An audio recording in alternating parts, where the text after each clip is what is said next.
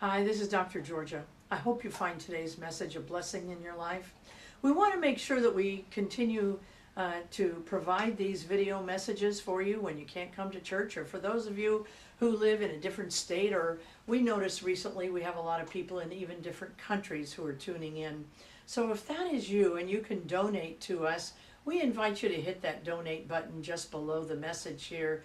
So thanks so much.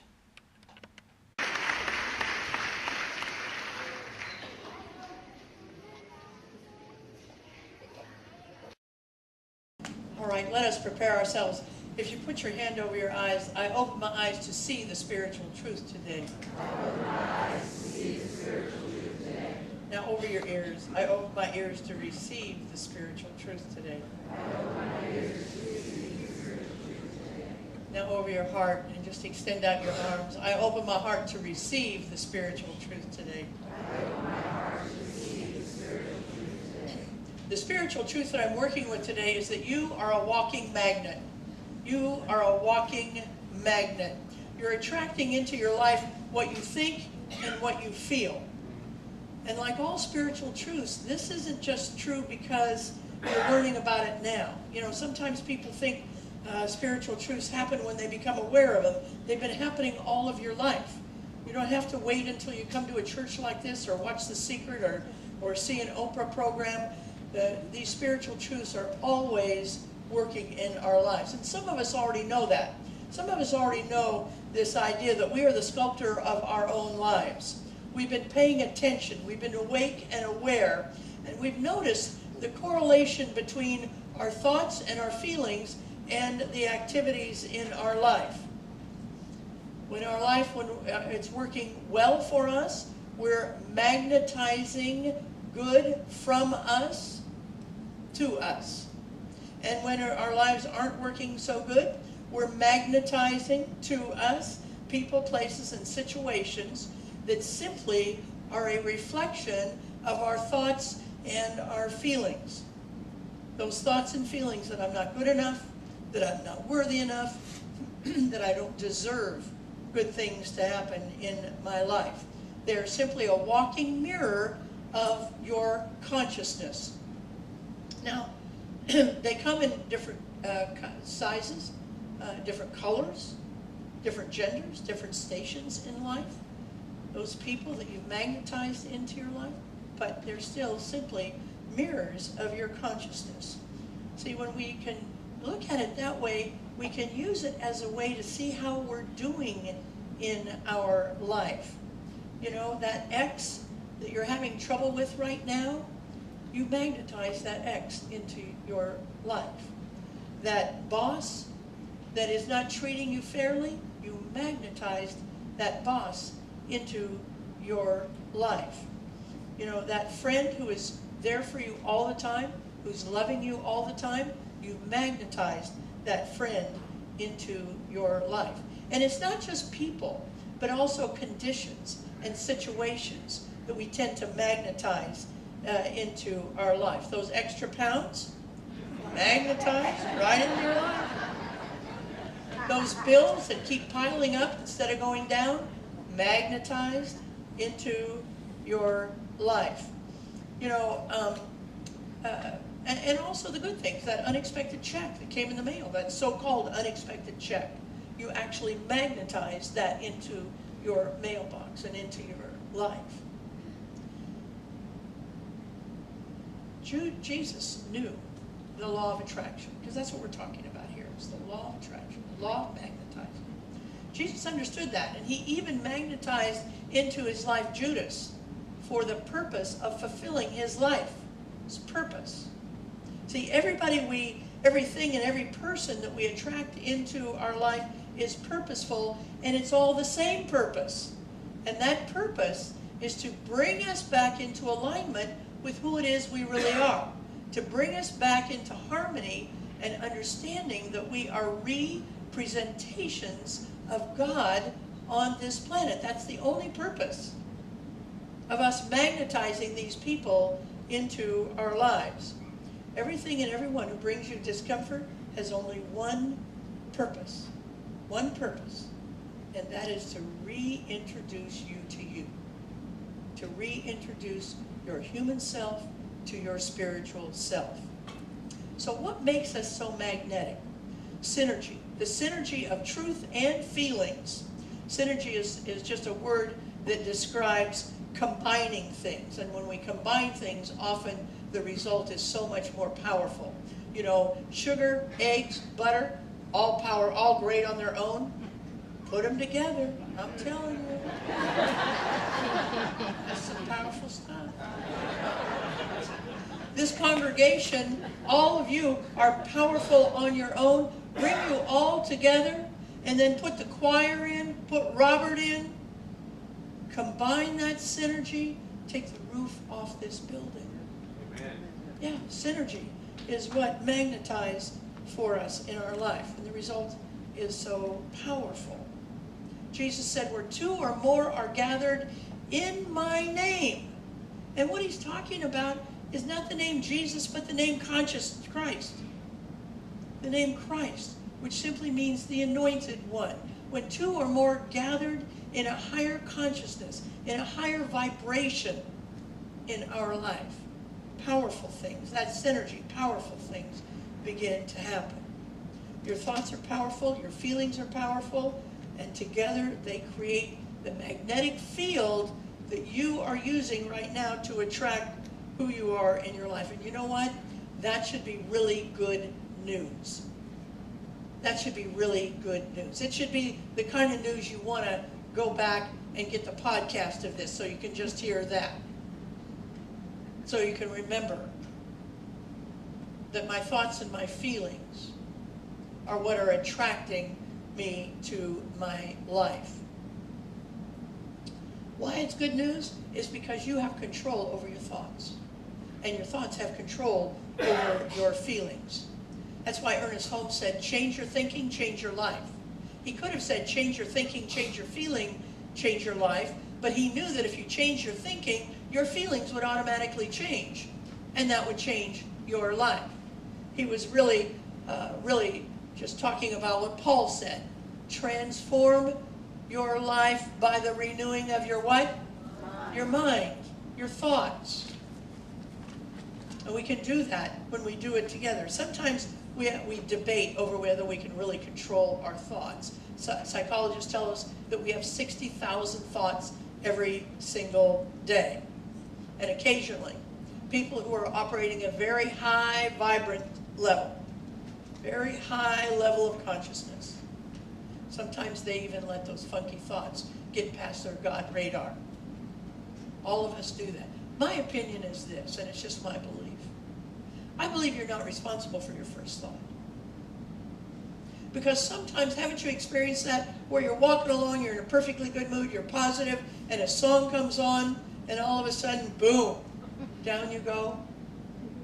I lost my child when she was very young. And every time I'd see a yellow school bus go by, I could be happy, happy, happy. And if a yellow school bus went by, down went my feelings. So I don't take responsibility for my first thought. But I want you to take complete responsibility for your second thought. So if your first thought is giving you anything but joy and happiness and love and hopefulness, know that you have work to do. You have spiritual work to do. And that spiritual work to do is to attend to that second thought in your life. Because here's the thing. Thoughts dwelled upon bring in human actors that will simply reflect back to you in language that which you are thinking in your life. They will actually bring people into your life that will give voice to the very stuff you're thinking about in your life. See, and some of my actors, I'm telling you, they are Oscar worthy. They are Oscar worthy. I would say this, if I believed in an external devil, I'd say they came from the devil's acting agency right into my life. Right into my life. But you're the magnet that brought them. But here's the good news. You can reduce those voices to non-speaking parts in your life. They might have come in with a voice, they might have come in with some talk, and so you're the director, you're the author of you don't have a speaking part in my life anymore. You don't have a speaking part. But here, you have to focus on that second thought. And that takes time. And you can't do it in the middle of all kinds of stuff going on. You have to do as Jesus did. You have to step back. You have to step back and you have to pray in your life. You know, I've gone to gatherings where before I got there, I was convinced people didn't like my kind. And because I was so convinced they didn't like my kind, and there was evidence for it, but I let that evidence convince me. And because I was convinced, the actors showed right up. Just telling me I'm not good enough. They don't care. I'm wrong. I'm an abomination. Whatever they wanted to say, I just let them say it. Because I put them there. And you and I are doing that all the time. I'm getting ready to get on a plane tomorrow morning to go to LA to go to a convention. And you know, people respect what we've done here in Sacramento a lot. Yeah. But there are a whole lot of people who don't like how I did it. They don't. And they've told me, and I know their faces. And see, I've been putting their faces up on my screen. I've been giving them their voices. I'm sure they're going to meet me in the lobby of the checkout in the hotel. Because I put them there. We have to stop putting them there. We have to step back and retreat. And I pray this prayer, and maybe you want to join me in it when you get in this situation. You have to, excuse me, I have to go to the ladies. Excuse me, I have to go to the ladies' room. Or the men's room. Non-gender, whatever. Whatever you got. And you close the door. And you say, God, can you remind me of who I am? Can you remind me that I am whole, perfect, and complete? And I promise you this, if you will pray that prayer, if you will ask that question, God will never let you down. But you can't do it in the middle of stuff. You have to step back. Close yourself off. And pray. And you'll always be given. You know, some people say it takes discipline. Spiritual work takes discipline. There's I'm not fond of churchy words, so there's some people who call it blisscipline. Okay? Blisscipline. I don't care for that. But you might. So whatever it is, it's work. That's what it means. It's work. You got to do the work, and that work means that you got to, you know, some of my negative thoughts that I put out into other people, they can outrun my positive thoughts if I'm not careful. They're very fast. So you have to make sure that you're able to do the spiritual mind treatment, your affirmative prayer, asking God to help, and you'll always catch up with those thoughts. See, positive language is our natural state. That's how we were born here. We came here not with, you know, putting a lot of stuff on ourselves or putting a lot of stuff. Did you ever notice a baby, when a baby calls out for mama, it doesn't say, Mama, God, your butt's kind of big, Mama. It say, Dad, oh, you didn't go to college? Get back. No, none of that happens.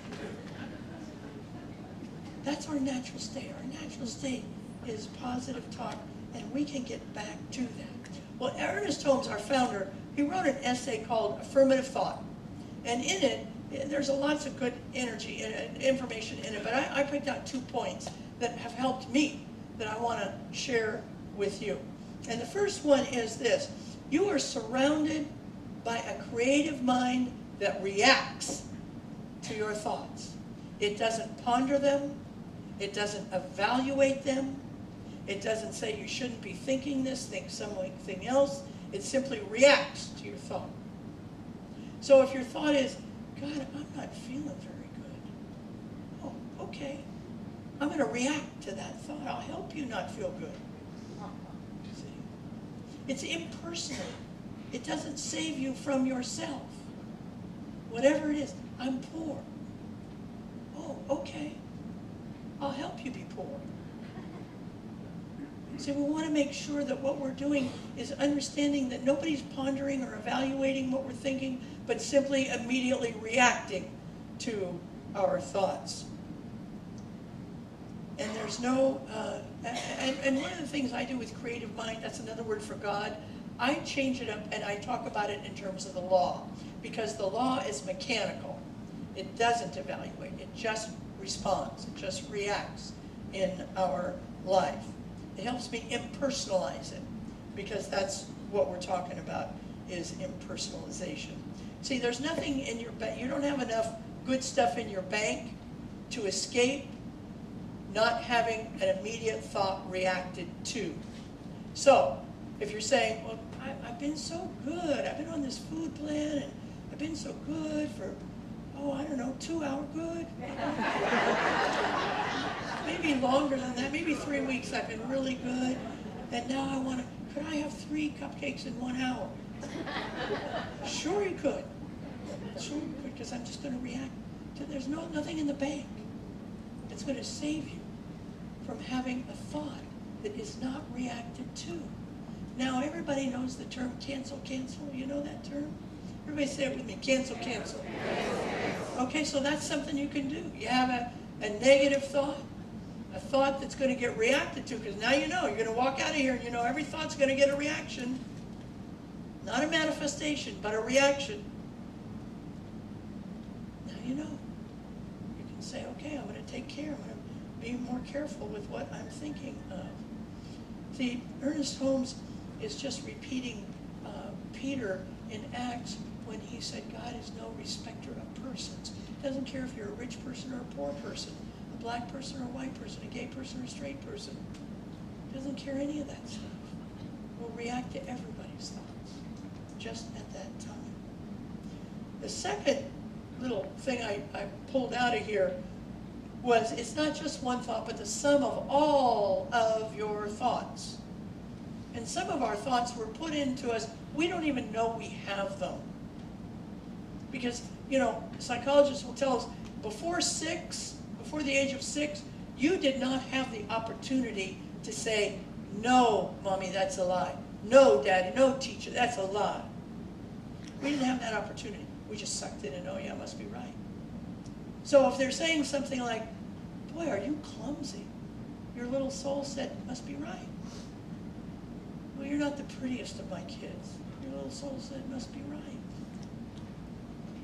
You're not too smart. Must be right. See, so you want to know what that is, Jesus tells us the answer. If you don't know what's in there, down there, look at your life. You'll know them by your fruits. That's how you know what's inside of you that you're working with. See, a good tree produces good fruit. A corrupt tree produces corrupt fruit, or what I call wormy fruit. We all have wormy fruit. I'm working with one right now that says the older you get, the more opportunities for excitement, adventure, new projects is becoming more limited. Wormy thought. Prognosis. Wormy thought. Prognosis is simply a mathematical evaluation of what's going on with people who have your diagnosis before you. You are not them. You are you. Prognosis. Wormy thought. You didn't go to college. A lot of people say, oh, I didn't go to college. I can't do much. I can't get ahead. I could sit here for the next 25 minutes and talk to you about millionaires who never went to college and who are doing great things. Our own founder, Ernest Holmes, never went to college, doing fabulous. He did fabulous things for all of us. Wormy thought. Didn't go to college. Wormy thought. But the granddaddy of all your wormy thoughts, because of how I was raised, because of who raised me and how I grew, granddaddy of all wormy thoughts. Look, I don't want to make light of anything that you went through as a child, because it might have been terrible. But that was then, and this is now. That was then, and this is now. You have an opportunity now to change it all. How you grew up is a story that you may want to tell people, but don't believe it yourself.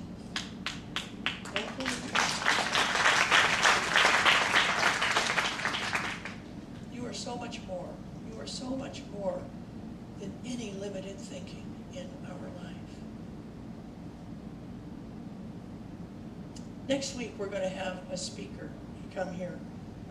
Well, before I get to that, let me tell you this. If you are wanting to have more opportunity in your life for anything, for friends, for compassion, for money, for opportunities, sign up for Prosperity Plus. It's taught by one of the premier teachers on the movement, Mary Madden Morrissey. It's a 10-week class. It's going to start next Thursday night right in this room, and it is from 6:30 to 8, so it's not a long class. The cost to get in the class is $55. And then we ask you to tithe after that. So it's a great opportunity for you to learn how to use this law of attraction in a deeper way. Reverend Brenda and I are going to share the teaching. Well, Mary will teach, and we'll share the turning the machine on and off, and be here for any questions. All right, let me tell you about this guy next week, because I want you to be here. And sometimes when I'm going to be here too, because I want to hear him.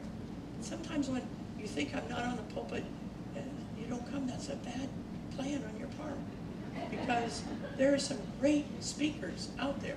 One of them is Greg Lavoie. He's the author and bestseller of Callings, Finding and Following an Authentic Life, rated among the top 20 career publications. He is keynoted at the Smithsonian Institution Environmental Protection Agency, National Conference on Positive Aging, Microsoft American Counseling, National Career Development. He's been on ABC, CNN, NPR, and PBS. He's a former adjunct professor of journalism at the University of New Mexico, former columnist and reporter for USA Today and the Cincinnati Enquirer. He's written for the New York Times, Washington Post, Omni, Psychology Today, and many other publications. I want you to be here because, for two reasons. One is, every time you hear truth from a different source, it might be that accent. It might be that depth of voice. It might be the way he combs his hair. Something in that man is going to touch you next week. And the other reason is because when truth speaks to truth, we're all elevated. We're all elevated. So bring your friends, bring your enemies, bring anybody else you want to bring. Okay. Let's conclude with prayer. So we just simply acknowledge that God is in the very room. That there's no place where God is not. God is always here. Always saying yes. You want more peace? Yes. You want more love in your marriage? Yes. You want more money? Yes. You want new vacation? Yes. Whatever you want, the answer is always yes. As much, as Ernest Holmes says, as we can embody. So I work on my embodiment. I allow more to come in. I open. I give thanks for that. I release this word into the law, and together we say, and so it is.